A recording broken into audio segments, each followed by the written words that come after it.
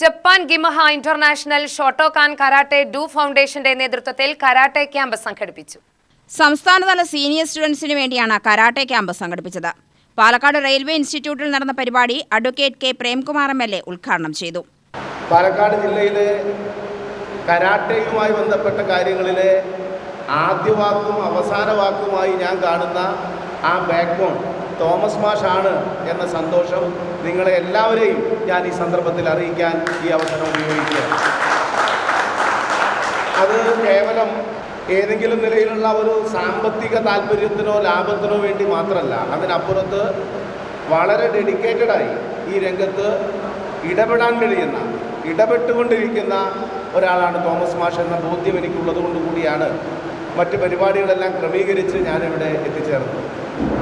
ഇവിടെ ജോബിയേട്ടൻ പറയുകയുണ്ടായി, ജോബിയേട്ടൻ്റെ ഒരു പ്രത്യേകത ഏത് വേദിയിൽ വന്നാലും നമുക്കൊരു പോസിറ്റീവ് എനർജി തരാൻ കഴിവുള്ളയാളാണ് ജോബിയേട്ടൻ. വളരെ പോസിറ്റീവായി നമ്മുടെ കാര്യങ്ങളെ കാണുകയും സ്പോർട്സുമായി ബന്ധപ്പെട്ട കാര്യങ്ങളിൽ വ്യാപാര രംഗത്ത് പ്രവർത്തിക്കുന്ന ഒരാളാണെങ്കിൽ പോലും വളരെ സജീവമായി ഇത്തരം പ്രവർത്തനങ്ങൾക്കൊക്കെ സമയം കണ്ടെത്തി പങ്കെടുക്കാൻ താല്പര്യം കാണിക്കുകയും ചെയ്യുന്ന ഒരു നല്ല സുഹൃത്തു കൂടിയാണ്. നമുക്കറിയാം, കായിക മേഖലയിൽ വളരെ ശ്രദ്ധേയമായിട്ട് ഇടപെടേണ്ട, വിശേഷിച്ച് കുട്ടികൾ ശ്രദ്ധിക്കേണ്ട ഒരു കാലത്താണ് നാം ജീവിക്കുന്നത്. ജീവിതശൈലി രോഗങ്ങൾ വളരെ വേഗതയിൽ കുട്ടികളുടെ ആരോഗ്യത്തെയും സ്വഭാവത്തെയും ഒക്കെ നിർണയിക്കുന്ന ഒരു കാലമാണ്.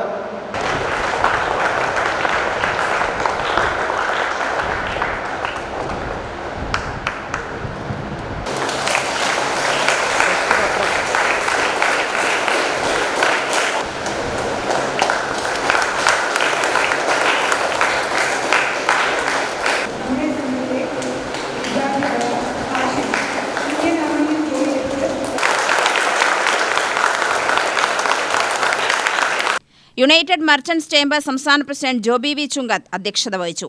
ജില്ലാ panchayat member advocate T Shobhana മുഖ്യാതിഥിയായി. ഗിമഹ India president doctor K Nakulanathan മുഖ്യപ്രഭാഷണം നടത്തി.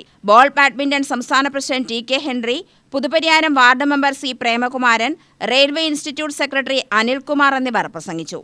സരിത വിഷ്ണുദാസ് സ്വാഗതവും ഗിമഹ India vice president VA Augustine നന്ദിയും പറഞ്ഞു. UTV news, Palakkad.